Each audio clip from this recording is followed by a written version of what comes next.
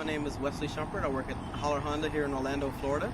Today we're going to be going over a couple of tips and tricks of the 2018 Accord Touring model. The Accord's been completely redesigned for the 2018 model year. It's a beautiful looking vehicle, has nice body lines. Just starting with the key fob itself, we're going to go over a couple of tips and tricks. So one of my favorite things on this key itself is the remote engine start. To start the vehicle, you're just going to press the lock button. Going to hold the engine start button. You'll see the lights flash and the vehicle will start. So we're just going to walk right over.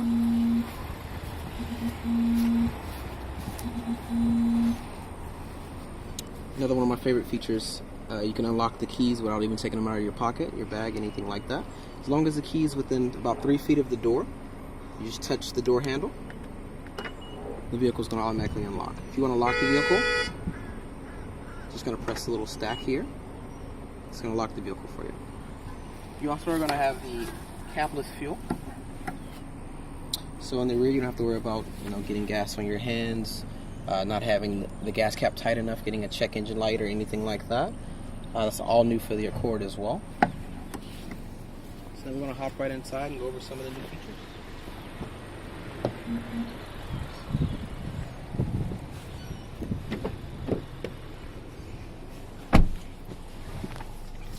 So right now the vehicle is in remote start engine mode. So if you take a look, everything is blacked out. So if you hopped in the vehicle, let's say you left it unlocked or anything like that, and if you tried to put the vehicle in drive, it'd actually turn off on you. So we're just going to actually physically start the vehicle. We're going to press the brake, press the engine start button. You'll see the dashboard will illuminate, the radio will start. You'll be able to see the AC options and things like that. So now that the vehicle is on, we'll talk about some of the features. All new for the Accord as a standard feature this year is going to be the Honda sensing technology. To turn it on, it's a little key down here in the bottom portion. It's going to bring up a menu right on your dashboard. Get a couple options like the road departure mitigation. You can change the blind spot info system, collision mitigation, braking. To turn it on or off, you can use this jog wheel right here on the steering wheel. As well as you have a couple of additional buttons here for your radio controls, a home button if you want to change what's on the tachometer, what's displayed up top. This is all a digital panel, so if you don't just have a traditional tachometer over there, you can put whatever you like on that side. Even navigation info. Traffic sign is a new feature to the Honda Accord as well. The vehicle actually has a camera system. You can see the street signs and actually give you your speed right on the dashboard, so you can try to avoid those speeding tickets.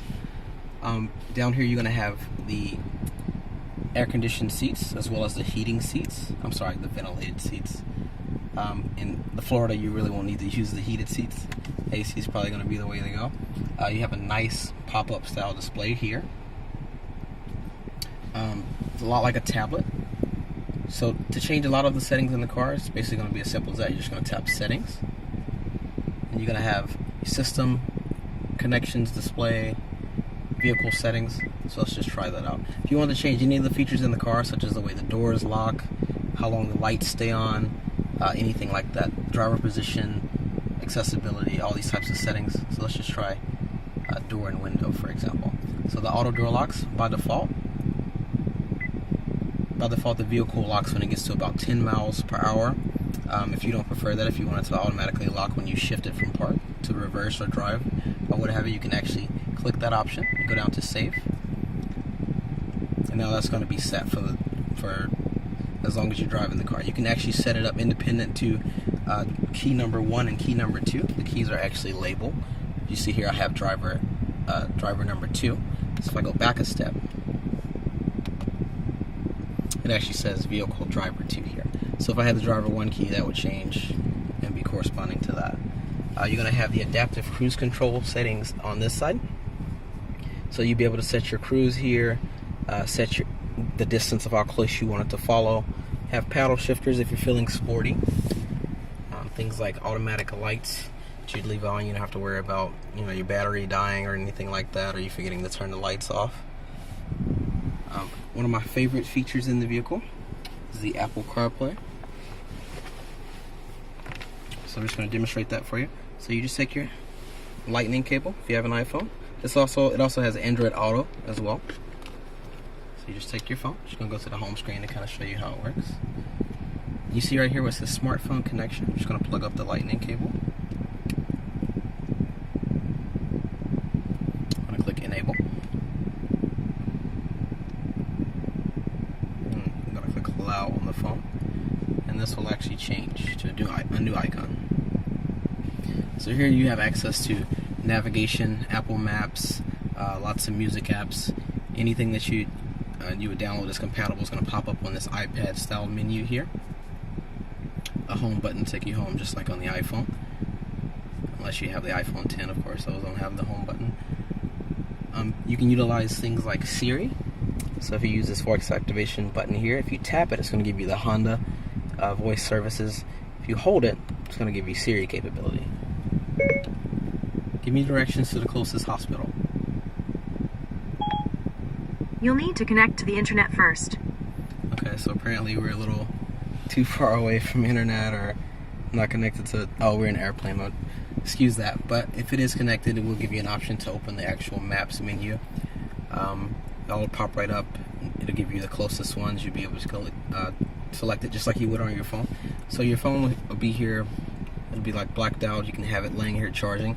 If it's a compatible Android, such as like a newer model Samsung Galaxy, or if it's a iPhone 10 or an iPhone 8, they have the wireless charging capability. You have a QI charger right down here on an actual on and off button. You just gotta press that to turn it on and off. In this model, you also have the sport mode, as well as the econ mode that's been around in the Hondas for a while. This is going to give you some additional fuel savings, going to optimize everything in the vehicle. The sport mode, if you actually look right up here, gives you like a little different layout in the car. You can actually see the active dampers changing. The car is going to stay a little higher in gear. It's going to hold the gears out a little longer, let you accelerate a little bit quicker. You're not going to get as good a fuel economy, but it is a little bit more fun to drive, I will say. Paddle shifters do spice that up as well, give you a really nice experience. Over here you're going to have the memory position seating, which you can adjust to driver 1 or driver 2. You can set that up to your key, so every time you get in the vehicle, it's going to be set up just how you want to sit. It's going to be set to your specifications. You have the heads-up display, which I don't think you'll be able to see on the video, but it gives you an actual video. You can't see that. It's going to give you an actual display of whatever you choose right up top. You'll be able to see things like your current speed, tachometer info,